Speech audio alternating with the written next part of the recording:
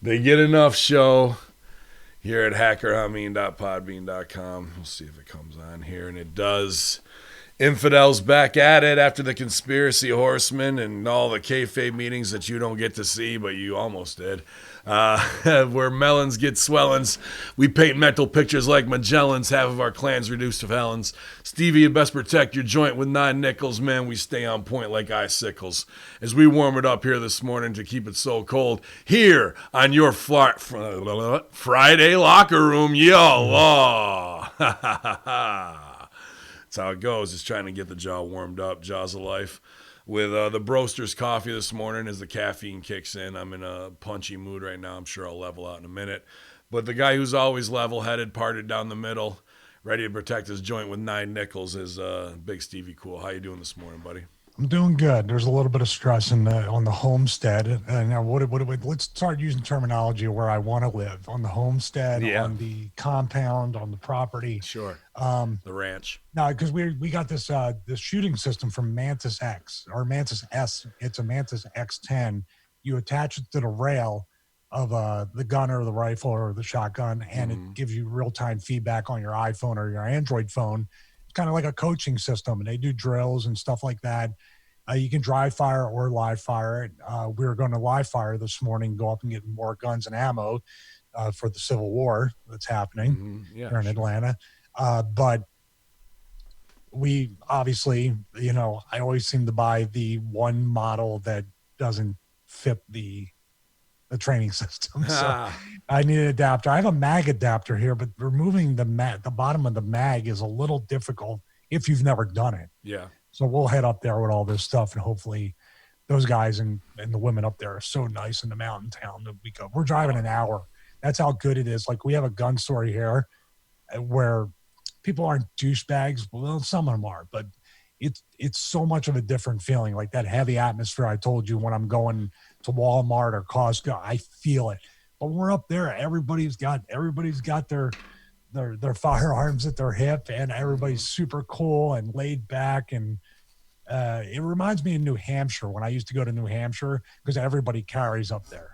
Yeah. And they also pay with gold. So that's how hardcore they are. And it's a libertarian state. Live free or die. Yeah, right. And so don't tread on me, all that stuff. But some of the most laid back people, because like you said, everybody, what do you got to prove? Everybody's got a level head. Everybody's carrying, and nobody's going to fuck with anybody. No reason to. And plus you are probably going to know most of the people in that area, as opposed to living in a major city where you're just another faceless, nameless person or somebody else living their life. People in the smaller communities depend on each other. It's generational, you know what I mean? So I'm not exactly nameless and faceless around here, and that's almost a negative in some ways. Yeah, right. No, I don't say I'm well known or anything. No, I got it both ways. It popped me because I wanted to get the joke and stomp on you, but then I stopped myself. So go ahead. We're gonna stop. Go ahead. No, I was gonna be like superstar. Oh, I mean, fucking not as over as I am in Utah. He was waiting. He was waiting in the wings. So, dude, we always kind of connect the horsemen to this show in the very beginning, but you got rumors of police not answering calls and police walking off, and any normal, sensible person after what's happened is going to say, who can blame them? Why would you go into a situation where no matter how far it's taken, no matter how bad it gets, no matter how much you may be justified by the law, let's say not ethically or morally or perspective-wise, but the Georgia law that we just 2 to 3 weeks ago, the taser itself, not the taser, just a taser in general, was classified as a deadly weapon. But now in this situation has been unclassified as a deadly weapon. It's really scary to see how laws can be just, that's the law, but mob rule will now dictate how we prosecute. They'll try and enforce policy. Policy isn't law. So they can try and enforce or intimidate with a policy that they want to kick around in their own little segment of wherever they are that fits what they need to do. But if you challenge them and say, what's the law behind that, then there isn't one. And they'll usually identify it as policy. Well, that policy is not law. So, and because we saw that in the guy with the open carry video that got sent to us, I think from Larry Agner. I don't know if you saw that or not. He had 6 cops around him. He had his open carry and you know, in a spot that was a parking lot that was public property, and they tried to intimidate him off of it because it wasn't normal for that to be happening there. Well, these are not normal times, and sure, he might have been trying to fan the flames, but he had to go get every one of their names on that. And the dude, one of them guys had his hand on his hip with the holster undone, with 5 dudes and his fucking supervisor there. And like, this guy's ready to shoot and kill in a moment's notice. Like, dude, the block is so hot, and there's so many ex-high school baseball and football heroes looking to get their next highlight because they haven't done shit in 20 years. Like, that's a powder keg, bro. On top of the COVID stuff, on top of everything else, and the fear porn, people are worn out. It's civil war by design. And now that even the police stepping down, isn't like they're pushing them out on purpose, but like, they have a reason. But still, now what type of chessboard do you have to play on? Now what happens next off of that? Because if there's no police and it gets fucking crazy, and some southern white boys from outside of Georgia come into the hood with shotguns and shit and just start bucking, or vice versa, and like both of those things could happen in a stupid redneck thing, you know, Trumpism, and a get back for some Black Lives Matter for some young wannabe gangsters. Now what? What's the solution then? I don't know. Yes, you do. Here comes the fucking Bradleys with 50 cals with fucking, I'm not talking no like just National Guard, bro. I'm talking the real deal. Like full police lockdown. Power gets cut at 10 at night. Like, cut. I think that internet thing, I think that communication thing with the cell phone carriers was a dry run for something. I think they were trying to cut off a lot of communication in a lot of ways on both sides. The thing people need to be careful about, these stories seem like stories from The Onion. There was a guy who was an electric company worker in a certain city. I forget which city it was. He was Mexican, and he was cracking his knuckles like out the truck. Most guys, and like my dad, when he was a truck driver, he'd always leave the arm out. I'm sure your dad did the same thing when he's driving. It's something that generation, they like having the elbow up or the arm out the window. My dad is lumberjacking. All he is in the woods all day. And like, dude, his left arm it looked like 2 different arms, the shade and color of him. Like, he looked like a Native American on his left arm, man. Yep. Yeah, you know. Cracking his knuckles as older. I don't know how old this guy was, but cracking his knuckles, doing whatever. Somebody's watching him and waiting for the moment when it kind of looked like the OK sign, which is now a white supremacist sign. So what they did was they reported this, or they showed it on social media, or tagged the electric company or contacted them, and they fired him. They fired him for cracking his knuckles, and somebody watched. That's what I'm telling people. Better be careful, because everybody's watching everybody now, not just because of the COVID stuff, but everything else. And anything you do, this is real 1984 thought, action, word crime. Yeah. And what do you think? Now, what do you think that guy? What do you think that guy who got fired for cracking his knuckles might want to do? He might want to go load the shotty and come back and fucking blow his idiot boss away, who's a virtue signaling fucking, like, the tension just mounts on with the body count. Shout out to the chat room this morning, Fudge 420, Big Evil Pops, D-A-G Digit, I see in there, Big Evil Pops, yeah, and El Quiffo, thanks for checking out the Light the Fuse review, which, fuck, I got to get that in today, too, and watch the first half of AEW right after this, so... doing it real big here at twitch.tv/conspiracy horseman. Early warning signal going out to let you guys know, when to tune in. It's probably one of our busiest production weeks ever. Steve, you had something right in the beginning of that I was going to go off on too. I lost it though. I fucking lost it. About me not being able to have a rail adapter for my Glock. Yeah, that was the real heat. The Mantis, I forget what it was. I know we were messaging back and forth, and we saw, like, that's another thing too. Like, how in the world, I was going to ask you this question just in general, because I wasn't the best at no selling stuff in the locker room. If I got ribbed or if I got hazed to a certain extent, or, and obviously sometimes it was just like, man, I just want to get here, do my job and go home. But then other times, obviously selling something, the boys are going to double down on that. And I get it. And looking back at it, some of the stuff wasn't all that bad. It was just whatever. They were fucking with me because they liked me, and I should have saw that and played along in some ways. Yeah. Not all of it was harmful. Some was, some wasn't. Right.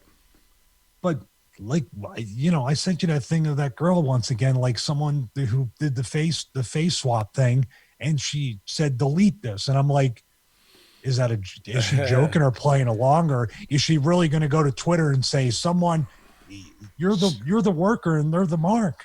You're talking Trish Parker, Jordan Grace, whatever you want to call her. Somebody photoshopped her face, which, isn't classically beautiful, I guess, to some degree. But I'm not saying she's not. She's pretty. On Bray Wyatt's face as not the Fiend, as just Bray Wyatt, Mr. right? Rogers. Yeah, whatever. As he's going through the Firefly Funhouse, she retweets it and puts delete this. Now, with her virtue signaling in the past compared to what can be lost in translation on Twitter with just typing, is she like super butthurt to some degree about it because she may have mannish features and doesn't want to be compared that way? Or is she sarcastically putting that over and like can laugh about it, just to get the retweets?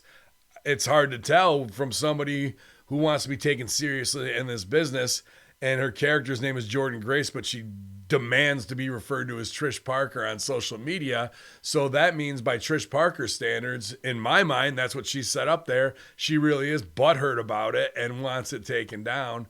But again, there's the double side of both ways. You will respect me as a woman and in the women's division, and we do it just as good as the men. But hey, go over to my OnlyFans and jerk off to my Adam and Eve fucking crotchless panty photo shoot and my new bubble bath photo shoot. But you will respect me, and you will respect everything about. Oh, okay. Well, even the personal training thing where she did the classic. I love the booking and personal training thing, because it's a marketing tactic. I just have 4 people drop out or whatever. Well, they're not. Business is slow. That's fine. Do your side thing, personal training. She's a strong girl. I've seen her do some powerlifting stuff and things like that. But the picture is what you just said. Like, the picture doesn't reflect the clients you want to get. Like me, I do. I mean, I don't do the, like the arm over and show. I don't have abs to show them that much right now, but my thing reflects, I want to sell resistance bands. So I have a thing with resistance bands, or I'm standing by the Force USA equipment to have you use the code. Is it a generational thing? Once again, I say use the generational thing a few times already. Yeah. But you're showing a modeling picture of something like that, not quite to the degree of the Adam and Eve stuff, but you're saying how online personal training, you get one-on-one Zoom calls, this and that. If you get one of these wrestling perverts to try to pay for that, and then you get mad, that's going to happen no matter what. We all get goofs, no matter what we're doing in wrestling. You wouldn't. Me, really? No. You get the proper British royalty in some of your voice chats, but you have to take that anyway, and you can't put it over because they're going to double down once you show a hole in your armor, man, in anything. So that's why I don't understand how they can navigate the real workers like the Don Callises, the Scott D'Amore, the Sharks. They're both Sharks, man. You're working there, and if they see you sell anything, I'm sure they do it to some of them to some degree. Yeah. Dreamer, who's a nice guy, but still a worker, still a politicker. And then whoever else. D'Lo's a smart fucking guy. He's been in and out of the political Shark Tank. Sure, yeah, big time. But then that's what I'm saying. The what's the word I'm looking for? The contradiction of these models and these generations that are in one company. How does this generation of the D'Los and Tommies and Scott D'Amores and Don Callises, Don Callis was fucked with really bad. Yeah. He couldn't even dress in a dressing room. So his skin's really tough. I'm sure he's a nice enough guy too. How did they deal with we can't even tell these kids they had a fucking bad match. I'm sure it's spilled over. Are they just there not collecting a paycheck? I don't want to say those guys are mailing Of course, it in. like the cops walking off or not answering calls. Right. That's the analogy I'm thinking of. Yeah. They're just like, that's why the business is bad. So you can, in a way, and a little bit of a tangent, you know, I'm starting to come around to your side where it's like, yeah, we've blamed the agents in the office and even Vince or fucking Demore or Don. But you know what? Now it's the talent's fault because they just probably threw their hands up and said, I'm getting a check. Talking about the agents. Yeah. Pretty much. That's what I feel. I mean, not to say, I mean, there's a lot I would tune up with Impact's wrestling, especially in the Japanese wrong style that Elgin and Eddie will get in. What'd you call it? Japanese wrong style. I love that. You got to get a shirt. Another shirt with Culture Vulture. It's really American for wrong style, but Japanese wrong style is better. When they work all this beautiful heat and then they hit pump kicks on each other, like they're fucking trading the punches back and forth and no sell and Hulk off a pump kick. I'm just like, when they go back there, I know that Tommy who loves Eddie Edwards, Tommy Dreamer thinks he's passed the torch to Eddie, you know, like isn't going, dude, don't come here and don't do those pump kicks and that shit because, you know, talking to Callahan, I watched him work awesome fucking leg and knee heat with Elgin and without burying him, you know, I buried him. I go, dude, he goes, why, did you talk shit about me? And he listened to the whole Impact deck. I was like, yeah, only when you fucking no-sold all that awesome leg heat to get in those fucking no-sell buckle bomb shit and trade punches. He goes, well, you got to let the other guy call spots too. I go, no, you don't. Like, not when it fucking undoes all the shit that you could just fucking put. He was selling leg heat from his show before with Ken Shamrock and the ankle lock. That's what was fucking beautiful. And then 15 minutes into the match, it's Elgin's turn to call a spot and it's fucking no sell everything. And let's go back and forth Japanese wrong style. You just undid not just your match, but you fucking didn't pay respect to what he was doing and trying to craft the story because that's just the style you work that he spent 6 weeks on with fucking Shamrock.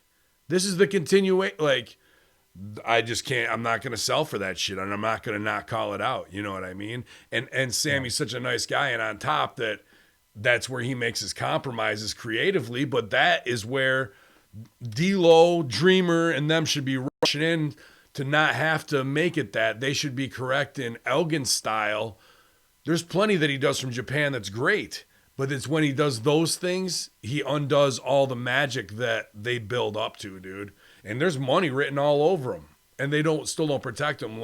They had Jimmy Jacobs walk in to interview him. They're standing eye to eye, bro. Oh. And like, instead of bringing the little girl in or putting Elgin up on a box to make him look like, because on camera in the ring, he looks way bigger. But if you put Jimmy Jacobs next to him, it stooges off that he's just a fire plug, you know? Like, yeah.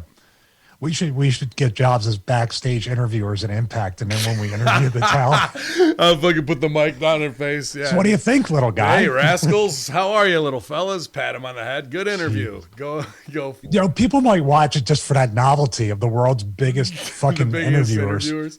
Well, that one show I did for the Megan Brothers, where they had Canada's tallest man, the dude who was 7'4" there. He was the referee for the midget match. Oh, that's great. So instead, but he couldn't get down on the dude. They barely came up to his shin. The two midgets they had, but and it was midget Donald Trump and midget Canadian Kid, the Canuck. And to count the pin, he counted it because he couldn't get down on the turnbuckle. On the turnbuckle, it was awesome, dude. Laugh my ass off. Sorry, go ahead. No, this is good stuff. Yeah. The Elgin thing too is Elgin doesn't realize that his deadlift type stuff on people and things like that are what gets him over. Holding that suplex, it has nothing to do with Japanese strong style. Nothing. Yeah, I'll tell you when it works. And even then, I made fun of myself. I did that watch along with that Wildcat title match. Yeah, and we did the back and forth. Here's when it works. We knew we were at the end of our singles thing. I wasn't going to have another match with him. It was going to spill over into the four-way thing. So this was kind of like the climax of the entire deal within that match. So we were getting to a point where we did it. And of course, the way I did it was we did the one back and forth. The way I sold it with my arm and kind of started getting picked. I tried to make each shot different. And then we did the ping pong 3-3 where he came back 3-3 on me. I blocked, came back 3 on him, did the balls Mahoney. He picked up the cookie sheet, fucking knocked me out, doubled down. We were right back to where we started from. That's all right. As long as it leads back to the double down and doesn't bury everything that was going on. No, we weren't going to start running from there. We put ourselves right back down. What it is, and I call it this because I've seen it and I don't ever do it, but the fighting spirit, which isn't awful what you're talking about, but that's what they think of in their mind. That not every single match you have with every single person. It's got to be the payoff match. Exactly. It's got to be Eddie versus Benoit. It's got to be the fucking guts. Who's in the very last thing? You know, the last 2 inches to score the touchdown. Like, that's when it's got to happen. Not just every match after you did all that. And then you worked all that heat on his ankle and knee, but now he can throw pump kicks. If you want to do that, you let him throw a pump kick and he hits you with it and he buckles and holds his leg. It's like, fuck, why did I do that? But no, that doesn't happen. It's just back and forth, back and forth. And, Sammy went to NXT, but Sammy is still a CZW indie guy, even though he gets it. I don't know. He's got the stroke to shut that down, but he just wants to be a team player and, like, let Mike get his stuff in, even at the sake of not having the best match they could have. And I think it's time to stop compromising that way. You know, that's what's driven wrestling down. That's what gives Cornette fire to fucking do his show on, where he's not wrong and he's got a strong island to stand on in his arguments. Yeah, he'll be podcasting for the next 30 years with the way the business is going. Cornette's that's his funnel. His sales funnel is every week of wrestling. I want to say what's up, Triple DA and Drazen with the bits and the hits this morning. I got to do that Dippin' Donuts social media as soon as I get off of here. Also, Maple Leaf Stoner with the bits and the hits. Toke one, smoke one, north of the border bell. Appreciate you. Jay Hal as well. Tuttles. See you guys in there as well. So, yeah, man, actually a good, if you're down for the boys in blue, I try and stay neutral on most of the shit. But somebody went to Dippin' Donuts and donated anonymously 2 $475 gift cards to 2 of their Rome locations just for law enforcement coming through to pay for coffee, donuts, lunch, whatever. Pretty awesome. And I was able to share that on social media. One of our highest ranking posts, 92 shares the other day, over 10,000 viewed, 200 either likes, loves, whatever, really impacting local community in a city of 30 to 40,000, 10,000 people saw it organically. I'm pretty pleased with that. And also, they take a lot of heat because if they're pro-Trump or whatever, they're not like blazing it in people's faces, but there's a lot of like Karens around here who just want to, are manipulated by the media, who want to cunt off and say a bunch of dumb shit. So they take heat for that, but they're proud Americans, first generation, who built a franchise business. So you want to talk about capitalism and protecting your own money. They're really the example of what it takes in America from the ground up in one generation to be able to build something. If you're ready to get your fucking ass up, if 3-4 in the morning, work till 11, and get up and do it the next day. And a lot of people eat off of you, and you become a local, cornerstone that people look forward to, that's in their lives in Americana. So a good story that way, even though I know in Atlanta there's just so much more police and there's so much, obviously, opportunity for crazy shit to happen, as opposed to the small city I live in on a declassified or classified, supposedly shut down military base turned industrial park. It's a little bit more quiet, but I thought that was something I wanted to share, a good social media win and a good win for the community and just people who are frustrated and tired of hearing a bunch of shit. And his mom sent it to me, and how do you phrase that up? Because you don't want to say, we support police, because now you're like, all right, I'm right in the political argument. So I just frame it up with, an anonymous post, and it's time to, in these trying times, it's nice to see an act of love or, selflessness, and we could all share a moment together over the same things that we love. Maybe it's Dippin' Donut and a coffee. If we can take a breather from all this for a minute, we'd love to see you. We're back open. Something along those. And it was, to paraphrase, but that's what, as a marketing person, it's tough because what do you do while everybody's apologizing and you have, people who are proud local business owners who can easily take a shellacking from some asshole while you have to be their digital marketing voice. I like those challenges as a marketing expert, and that then you write the copy from there. Like, how do you write it right down the middle so you can sell to both sides without pissing anybody off fully? You know what I mean? Nobody's ever going to be happy one way or the other, especially on that side of whatever. The goalposts are always moved. They could do anything they want to make. I don't know. I think there's just a need to spend your energy just to be offended all the time. There's a need to spend your energy to find a reason to be unhappy. Our energy is spent. Demetrius, his family's energy is spent to grow their business. And then you need to be charitable to what you believe in. They are. Unfortunately, I go back. They sponsor so much. They sponsor so much local stuff too, giving back from Immortal Championship Wrestling, Dynasty, race cars, local, sports teams. I go on and on with the thing. Even local churches giving away, not their day olds, but like that morning they'll set aside 4 dozen so they can go out with the dude from the ministry shows up and goes out and gives them away to local homeless and needy, dude. Like, so much that they're not even like that. I'll pump out because the people who are influenced by them send it back to us.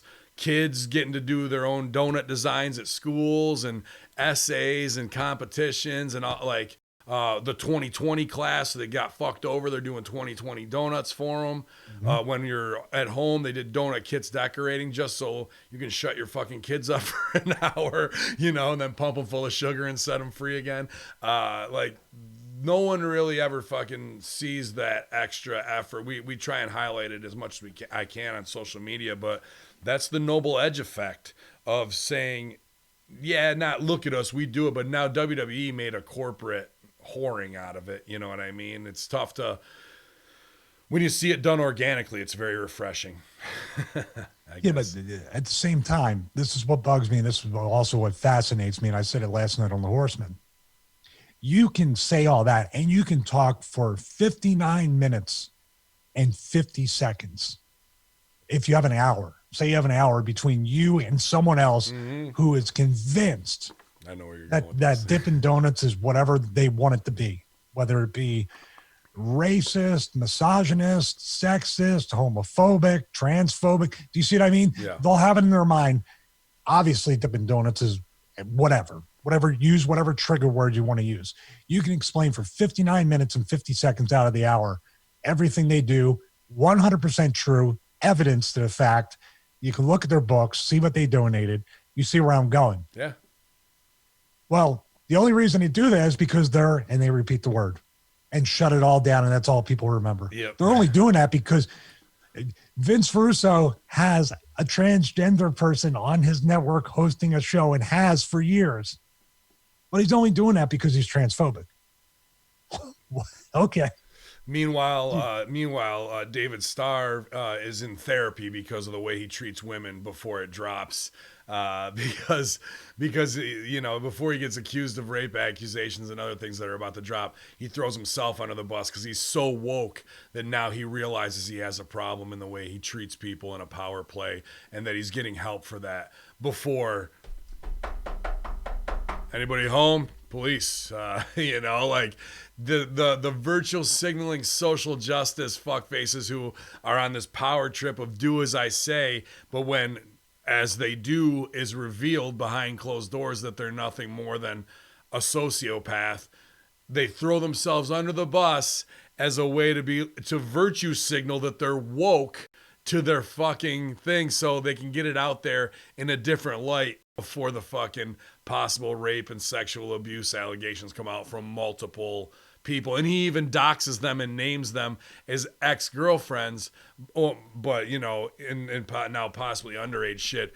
And here's the guy who fucking was Mr. Union, will stand up to everybody, and just the way he dealt with people, you and I both knew something is off with this fucking guy, right? Like we tried to give him the space to come on here to talk about the union, something we would be definitely interested in helping form up as a level-headed businessman for the boys. And we almost said, dude, we could see that in 5 years of us having to shoulder that fucking load. Fuck. And we reached out to him. He went through my timeline for a year and a half on Twitter, found a David Icke post, came at me in DMs asking me if I'm an anti-Semite because I'm retweet David Icke and all this shit instead of wanting to talk business and all this. Meanwhile, you can look at me playing the fucking Muslim extremist and you're asking me if I'm an anti-Semite character because I retweet David Icke when I have to go in and explain that I'm an atheist and like I have to justify myself to this fuckface. And now it all fucking comes out of like the true dementia of these dudes who need to have power, who need to fucking be seen. And because he got over in UK and was an indie darling, fuck that cocksucker, man. Step down from whatever you built that might be decent and just get the fuck out of the game and go deal with your business. Because if you are a rapist or sexual assaultist, virtue signaling and writing in an SJW, I'm in therapy way doesn't mean fuck all to me, bro. Every worker sees right through what the fuck you're trying to do to get ahead of it in cancel culture because he's a huge part of it and has called for other people to be fucking destroyed. Meanwhile, it's like every priest that's fucking against homosexuality that gets caught fucking in a airport bathroom, or any fucking legislator who's against it as well always turns out to be queer. As hard as that guy went one way, you knew there was something on the other fucking hand, and here it is, bro. I go back to the energy thing. He wanted to find something to put you down in that timeline. It probably wasn't yesterday or the day before or the month before. It was probably, you said a year and a half. It was probably closer to the beginning of, being a longer time ago. When we first started Horseman, probably it was, almost a year ago this time when we were in contact with him. And it was probably a year and a half before that where I was even putting shit like that part doesn't even matter, right? Like how fucked is that? Go ahead. No, dude, we must be living in the simulation, or we want to, because our retweet is going to cause the entire union movement and pro wrestling to be taken down. That's the point. That just proves in a way at that time too, he was just maybe looking for excuses, or he didn't want anybody that could outshine him. It's a worker thing. He didn't want anybody that could do a better job of creating and supporting this pitched union. What's that? Show me one thing. It's only one thing. Well, that's a whole nother person. It's kind of the same thing. Him and Lagana are same. No, I mean the same. It's type the same of person. weaselly little fucker. Like, you know what I mean? You get the same vibe in their power play, and even the people we do business deals with that they do hit us up and go, "Hey, is this guy a fucking asshole or what? Like, is he just like this with me?" And you're like, "No, he's a fucking touch hole to everybody." Well, why is he in power for any reason? He got fired because wrestling. Yeah, because wrestling. He got fired as a stooge from all three companies that he worked for, but now he's got this spot. Go ahead. We just want to spend our energy on other stuff. I know I'm trying to twist it into that's why Papa Don was joking with me. Well, he wasn't joking. He was hoping that I would go back to wrestling and go back to a company, but I know that I know what it's like to be there, and I love what we have and the freedom we have to do what we do, and thank God to make a living at it. People might look at the number and say, "Oh, it's not much of a living." Yeah, it's us. It is, because we're doing 4 to 5 things that we like to do. Are we working 20 hours a day? Most times, but the 20 hours we work are the 20 hours we want to work on what we want to work on. And nobody's going to turn around at the end of the day and go, "House was light, brother. This, that, the other thing. Sorry, plumbing broke in the building, so can't book it." We're in complete control as much as we can be in these times of what we're doing. We kind of want to just be left alone. This is why you and I work a lot better. And even with Russo, all three of us, our personalities. I really just, in a lot of ways, just want to be left alone and make my money and try to, the people that want to hear it and make a difference or want to invest or do whatever in the programs or whatever they want to do. That's cool. I'm not a person that gets pushed around anymore, but I also just don't fuck with me. I'm just too busy to do that stuff.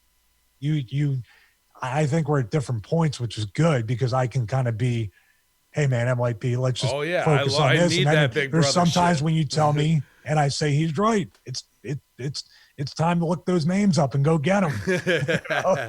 I mean, I'm just looking down the road of what is and what needs to happen. But yeah, I definitely need that big brother shit sometimes. And yeah, you need to fucking, all right, let's go to war. Fuck it. You'll strap on when you need to. I thought you were going to say, but unlike you, I don't feel the need to destroy everyone and vanquish all my enemies. Where that's what drives me Oh, sometimes. we had to talk off air where I was looking to vanquish a couple enemies. Yeah.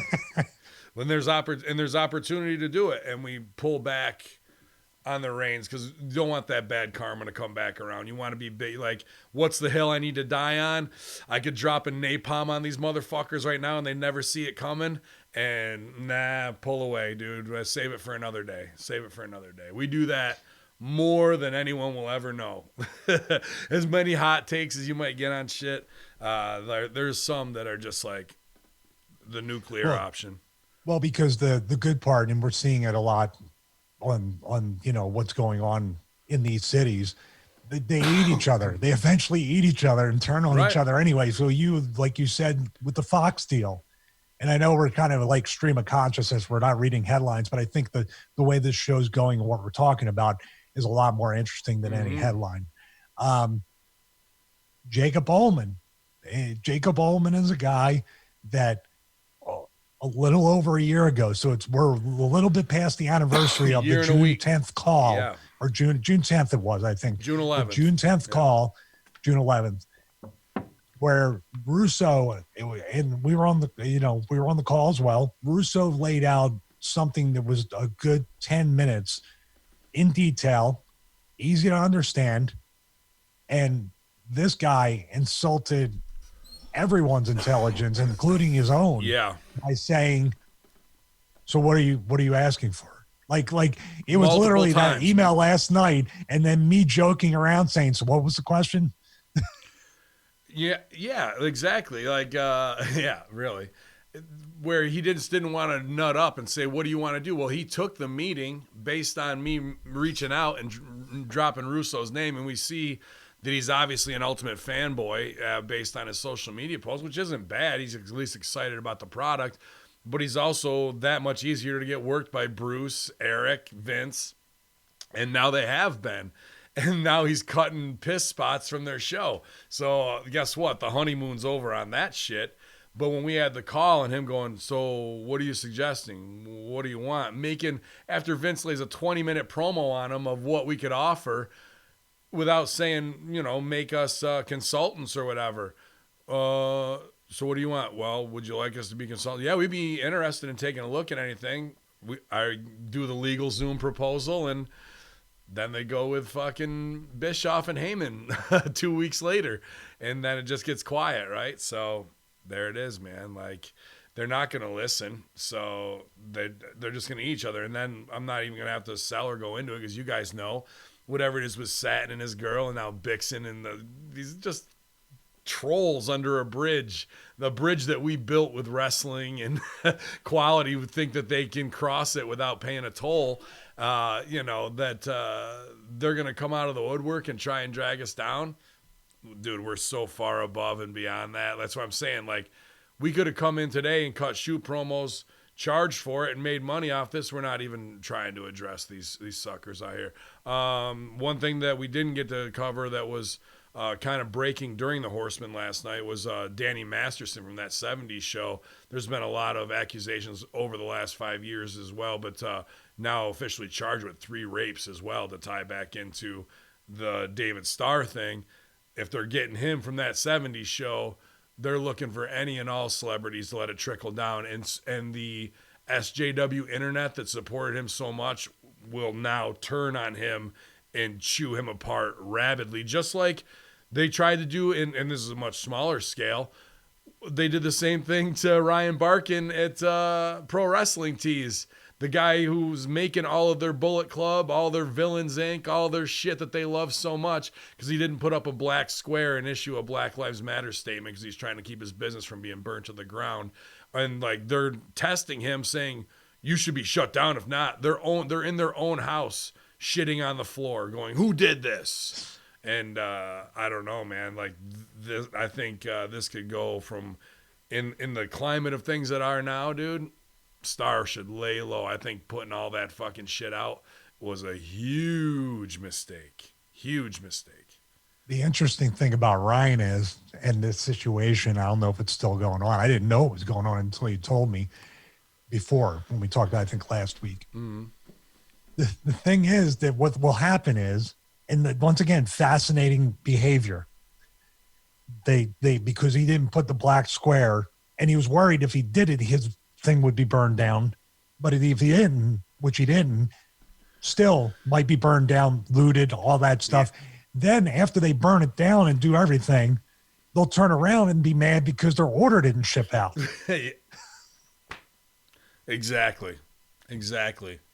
And where his store is on Damon, I would have been worried too, because he's right below or above Wicker Park, where it's a lot of like artists and, you know, like the people who are occupying Chaz right now, like a lot of like street people. It's a bar area, you know, it's just a lot of fucking vagrants and whatnot. Punk lived down there for a while. It's a cool spot, Wicker Park, but he lives above that. And like if any shit was gonna pop off with some dumb shit, it would probably be from there. And maybe he would have been targeted. I get it, but like that he would have fears of their stupidity. Not that he should be targeted by any means, but them eating their own. And this is going to be more of the same. The Danny Masterson thing, that's got to be a complete power play too. Because dude, if you're on that '70s show, that's pussy for life in Hollywood, dude. He didn't have to do nothing. So like have 3, and this is how we've seen it before with Cosby and fucking others, right? Like starts with 3, and then it's 7, now it's 14, like.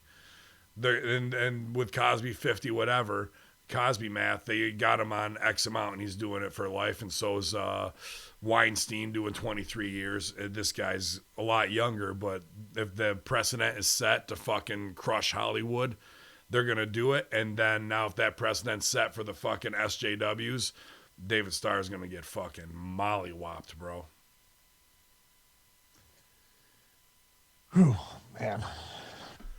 It's just the pattern. So of what behavior. was that Bella's rating again? Yeah, but they're worried. They're worried about Vince laughing at a joke that he didn't even tell. You know, and trying to get their virtue signaling "woe is me" tweet numbers. Oh, you got it, but you have to give the context, because when you sent that screenshot to me, he just basically was very short and purposely left out a lot of detail because Billy had been pushed, and the joke wasn't even about the parent. The joke was on Satin, that it was like making fun of Satin, not even that right. thing. So this is after they showed a picture of Billy's kid, 6-year-old kid, as a transgender, right? Like they put a wig or something. They put a filter or something on him, yeah. So him striking back with a joke about, and here's the thing, I'm gonna say this right now. When and wherever I die, there better be tasteless jokes. I mean, the most extremely tasteless jokes posted about me within the 2 hours of the announcement that, you know, on Pro Wrestle Stink or whatever. Like, terrible memes. I demand it. I demand it. Yes, like every wrestler does. Even if it was Shad Gaspard and everybody's got their collar and elbow shirt on, dude, everybody in Messenger wants to do a black guy swimming joke because wrestlers are pieces of shit, and fucking like Shad would laugh at these kinds of fucking, he would be ribbing it the same way. Whoever's alive is going to be ribbing. That's how we get over traumatic situations.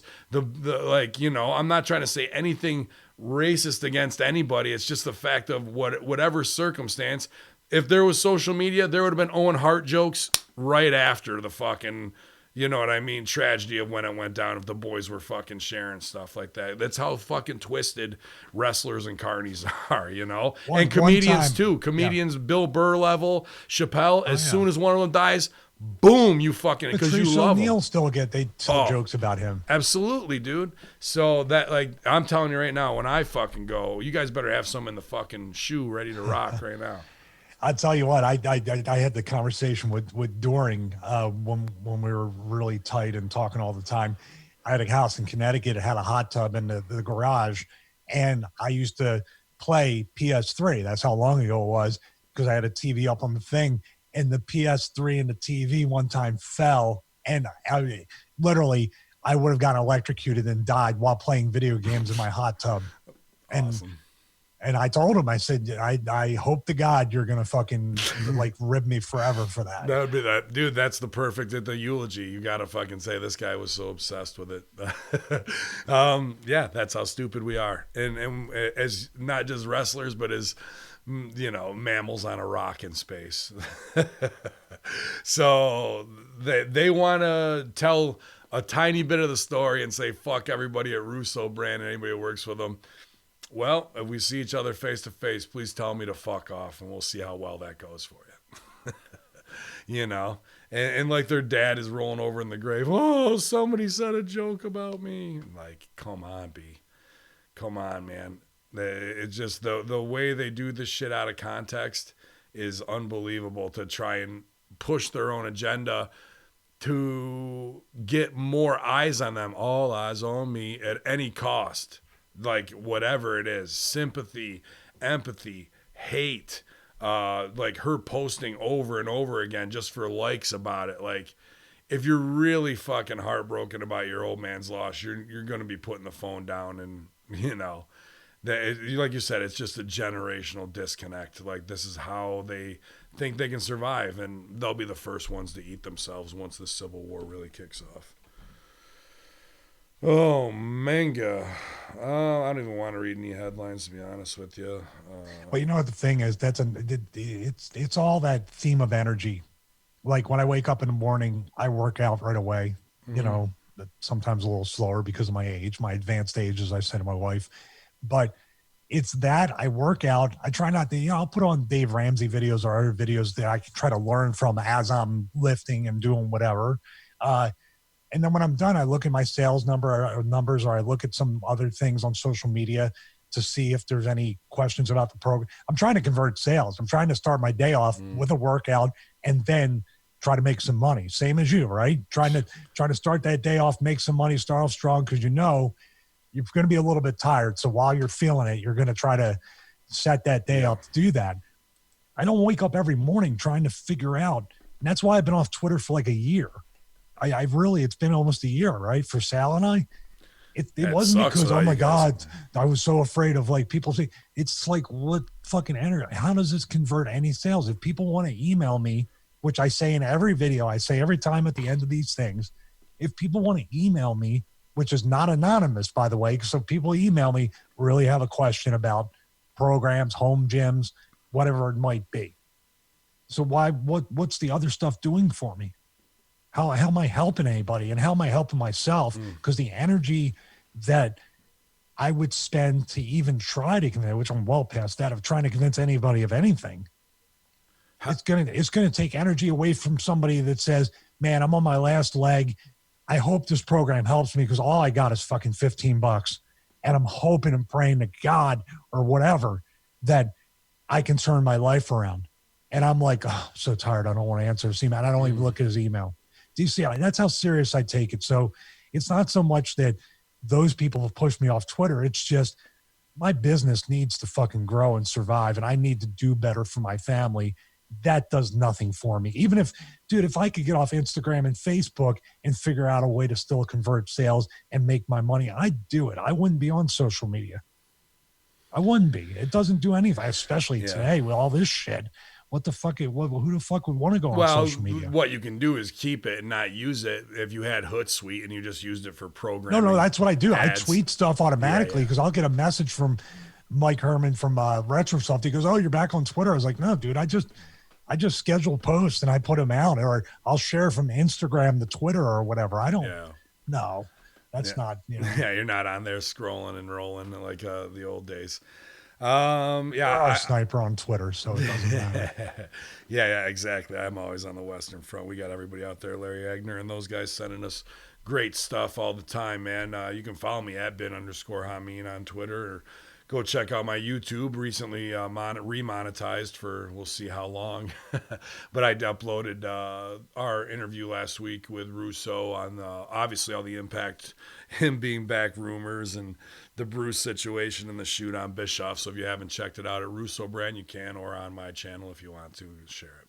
Man, I had something else that I wanted to cover in there because I clicked off the headlines. There are no good headlines. It's same old bullshit. There's nothing in wrestling that matters. Well, I think the one thing we want to cover that we covered on Russo, but people probably want to hear about that they got exposed for two different things. They got exposed for the COVID testing, which they weren't doing, and Saudi stuff. Right. Yeah, I did click off that. So, the Saudi stuff that came out with these confidential witnesses. Witness 2 is the one they showed the statement from, saying that they were on the plane and talking to even Carano and whatnot, and saw dudes in military fatigues blocking exits who were looking pissed off, and that it was blowback from Prince bin Salman owing Vince money, Vince getting pissed and getting an argument with him. Pal, God, I don't give a shit who you are. And then he had Carano cut the that was a good one. Carano cut the feed for 30 minutes, making them look stupid. And then the payback was the plane, get off the plane, 20 hours, and there's words like hostage being thrown around and shit like that, where they tried to kayfabe all that in their little statement after they flew him back to Buffalo. And people are wondering who's confidential witness 2 is. Some people are saying, is it Harper and Rowan? Is it the Revival? Is it Rusev? Somebody's talking and it's being exposed based on the lawsuits from the firefighters and police stock that got shorted. So just really intense and insane week. And then somebody's obviously comes down with COVID or whatever, and they don't have people with masks on there because people want to forget wrestling, and we don't want them to show them with masks on while they're in here. These guys, we got hockey glass. That'll protect them, yeah. And, obviously just more theater of the absurd. Like total bullshit where we have fucking Dominic doing a run-in the ring and then jumping the barrier and running right through the crowd. So nothing means nothing, and it's all a work, and you can see they don't give a shit whether it's their announcer sitting 2 feet from each other, not even 2 feet from each other, and now they're exposed and they had to cancel TV yesterday, and they're back supposedly taping the day, but that just means more people getting tested. Mojo Rawley putting it out that he got tested. So look forward to that 20-minute Mojo Rawley segment this week. It's going to be fucking great. The test is supposed to hurt. I know one of my wife's coworkers had it. He's a firefighter. Yeah. And he said he thought they touched his optical nerve. Yeah. They stick the thing so far up there, which to me, being a conspiracy guy, it's I'm a like, DNA test. It's a catalog. No, but that, and also they putting the chip up in there or the vaccine. You never know. It's in the era of nanotechnology. Something liquid has that little piece of whatever in there, and it fucking instantly dissolves once it gets to that. They just got to get it to a certain point. Yeah. You're not far off, dude. Some total recall shit. Absolutely. Dude, what is this? I mean, is this criminal negligence in some way? If you're deemed an essential business, I mean, this is new ground from the law standpoint. There is no law. It's only policy. Well, the policy is, though, that he's an essential business, but they made a public statement, which the stockholders should look at, that they didn't say testing, but they're taking extensive precautions and measures. I forget the exact quote. It was very smart. But you and I looked at it and said, "Oh, they're not testing. Look at the way they worded that. That's there's no way they're tested because they're in cost cutting mode. Those tests cost like $200 each time, and that's why, even though they can have a 50% capacity of people social distancing in the performance center, they don't do it because they would have been exposed for no testing. The fans would have talked about it. Oh, I didn't get tested. I didn't need it. I just signed signing a waiver isn't going to be whether the virus is real or not or whatever. You sign a waiver and you're still contagious and go somewhere else. That waiver doesn't work. Mm-hmm. Going to Walmart or Costco or going home. Dude, here's a story that's crazy. Just while I'm thinking about it, I sent it to you guys. There's reports from hospitals now. I had a few things I looked through, like during this whole time, people weren't getting chemotherapy. People weren't getting treatments for cancer. So, like, people could have died from that, and then they would say it was COVID for the money. Absolutely. Was it Brazil that did you see that video? Was it from Brazil? I'm not sure. Where he was young, good-looking congressman, and he bursts into like a closed hospital facility where they're treating COVID people, and there's nothing in there. All the money that was like spent for the setup, there's just people walking around inside fucking off, and they get pissed that they're getting exposed. You can see they're in on something and like going off on it. Did you see that or no? It was in our No, chat. I got to see that. Yeah.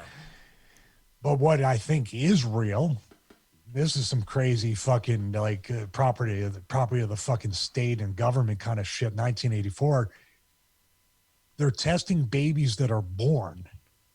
And there was a story that the woman, it's from a nurse in the hospital, that the baby tested positive right on birth. They tested the baby when it came out, and they took the baby away from the mother for 2 weeks. There it is. That's the government taking your fucking like proper. We own your kid type shit. And who knows what they're doing in that time? And this could all be part of the greater. Well, I'm just saying, separating the parents, separating the most important bonding time with a mother and a baby. Right. Now it's like you're going to cause some fucking social problems. No, if that's like multiplied. This is the Dr. Mengele fucking Third Reich in your face eugenics program where this is Twins, the movie Twins, like in the beginning where they separated them from the mother, right? And she never knew they were alive. Isn't that how twins start? And they have to find their brother, then they go find their mom again. He gets sent to a fucking island, become a super whatever the fuck. Like, that is, exactly what they're doing here. In the face, just in a different way, framing it up that way so they can start this. So that could even start the trend of all babies need to be quarantined from their mother for the first 2 weeks. And they know, based on whatever fucking book, Dr. Spock's book, baby book, fucking that those are the most important times. So let's break that. And if they can get that policy over based on a fear tactic and mongering, now once we did it once, it's easier to do it a second time. Then we'll come up with another excuse and rebrand it. So this just becomes the norm. Then we can break children from their parents and the state has control. People act like, tinfoil hat. That's exactly what they're trying to do right there, bro. Nothing to do with a baby's born with COVID and that kind of shit, man. Like that's the Trojan horse excuse that they always use. Well, that's what I said. I use the word fascinated a lot because I'm trying not to be so judgmental. I'm trying to look at it from a fully logical thing of what more do you need than what are the experts? I mean, the actual experts, not the ones that are talking heads on TV. When someone comes out who works in a hospital and says, I work in this hospital, she has a name or he has a name. They name the hospital. They say this is going on. And they're like, fucking conspiracy theorist. I'm going to listen to someone in Congress who tells me what's going on Anderson there. Cooper. Don Lemon's going to tell me the truth. Yeah. Same thing. We talked Richard Gage. We talked with a fire chief about 9/11. These two experts on that. And then people that you just rolled your eyes at that. It's something else, but people roll their eyes. Oh yeah. God, are you really gonna bring out the fire chief to talk about a fire? This asshole who's an expert with 40 years experience and knows the politicians and players in the game. Who the fuck he ever beat? But where's the is it truly cognitive dissonance? What is the Operation Mockingbird or MK Ultra type thing or whatever psyop that has gone on to change people's mentality and perspective and behavior patterns to look at our, maybe it happened when teachers and cops and firefighters and public safety people, social workers, or people like Sal that worked with special needs, they became like whatever. And the football and baseball players who are crying about fucking $50 million a year guaranteed contracts are the heroes now. And we need to feel sympathy for them. When did that change? Well, I don't know, man. It's just amazing how how the truth is the fucking most offensive, or what should I say is like, an expert witness's testimony is the most awful thing that you want to ever hear from. We don't want to hear that. That doesn't matter. Or I guess it's facts don't care about your feelings, but feelings don't care about facts. If they don't line up to validate your feelings or do the exact opposite of what it is, so you can scream and yell more so people will look at you. Either way they want it. They want the either awe or they want the oh my god. Either they're setting one up for the other, dude. And there's no win in that except for just being a reactionary. That don't make no money. That doesn't, there's no way to really, I guess there is a way to monetize that to some degree, so I could be wrong. But they're not going to get anything done except more madness. Unfortunately, they have the biggest platforms to spread it. But that's why our fans are more diehard and loyal, because they know they're not getting some bullshit here. You know what I mean? Like it's the real talk. That's the monetization, our demographic, and the demographic that we're looking for. I think that our demographic, if you want to speak from a business standpoint, that's a sort of like, even to a degree, like Smart Marks and other the hardcore fans aren't really the casual fans, are the purchasers. They're the buyers. They buy their kids shit. There's no sales conversion in that. Demographic that we're looking at are the people, I think, because the tide was turning, like you said, they double, triple, quadruple down on this right now. Right. Because the demographic was being reached for the people that want the real truth, or the people that want some common sense introduced back into their lives.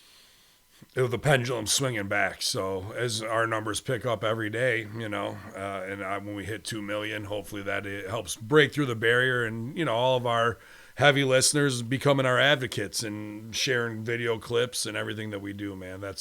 It just expounds as we see YouTube numbers grow, steadily, and what we're trying to put out there content wise. You guys know we're on the air fucking constantly. I don't got to tell you that, how much you hear my fucking voice. So, but Stevie, I think we give him plenty. I know we got big days ahead. I got a lot of writing to do, a lot of social media. Got to get a pedicure later. Oh, you got a pedicure. That's important. Mm-hmm. Are you serious? Yeah, I got to have my feet looking right as I go on vacation, man. Oh. Okay. As the wives want to go, that's like the quality time that we spend. Oh, okay. What I was going to say was, shit, I forgot. I totally forgot. Oh, we'll have our call still that we're scheduled to have, because it's an hour ride. So I'll have everything with me so we can do our creative call and everything. All right. I mean, I got plenty of reformatting and things to do. So, and I got to write Dippin' social media. You can go over following at Dippin' Donuts CNY on Twitter and Instagram, on Facebook as well if you want. That always helps me with my clients, keeping my numbers up. At Stevie Richards on Instagram to see. I'm sure there will be some nice country photos today. You always get some nice ones when you guys go up there. But yeah, I'll be at the gun range doing some. I'm waiting for that. Like, what are you doing? Like, you know what I mean? Like, of course, dude. Gun sales are up like 900%. Like, and I saw the people at the gun store. I'm talking about the one here near Atlanta. These are all like Nancy Browns.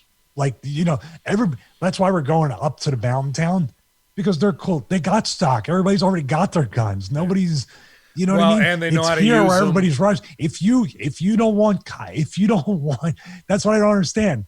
Like these are people. I heard somebody in the gun store when I was there for that 5 or 6 hours that when COVID hit, they get this one, literally in line buying guns, talking about how they hope Biden wins because they want gun control. I'm not fucking kidding you. There's your fucking 1984 Operation Mockingbird, MK Ultra, Operation Monarch.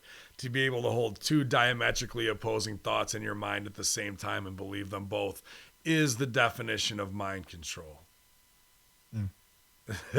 Big Brother has got him wrapped. Now, put a 380 or a fucking, I don't care what it is, 38 special in a Karen or Nancy Brown's hand who's already emotionally unstable, and whatever goes bump in the night, what could possibly go wrong now when she shoots her own fucking little precious Hunter or Aiden or whatever the fuck they name them, and or else their dog, Mr. Buster gets one. Like, you're going to see numbers like that go up, up, up, and guess who's not going to answer those calls?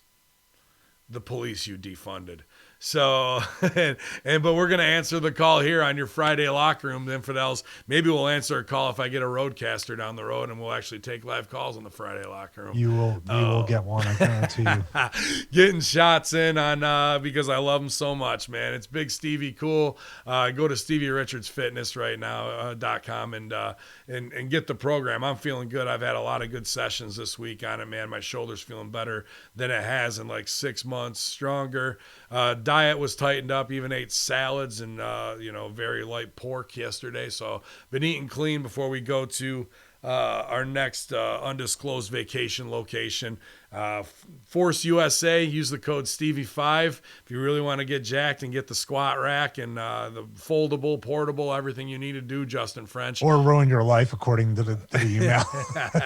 I'll only live to 85. That's it. You'll only live to 85 years old if you do these programs, not 150. You know me, it's Hacker Hamin, Pro Wrestling Tees, all that shit, the 2CW killer. Go over, follow the Russo YouTube, get the bells and whistles. We put up some new videos there. I'm posting new stuff all the time. If you're missing some of these shows, trying to back them up on mine now that we're remonetized. I'll give them a little content. So hopefully we can drive it. You guys can share it. And we're just done reading headlines when there's nothing to talk about results, about some phony wrestling. There's way bigger things going on that we want to address, let you guys know how we feel about it in the locker room. And we'll watch these stories unfold and see who gets next hit by cancel culture, because you don't want it with Hamin. You don't want it with Stevie. I'll tell you that right now. And we got Russo's back here on the Friday Locker Room. YOLO!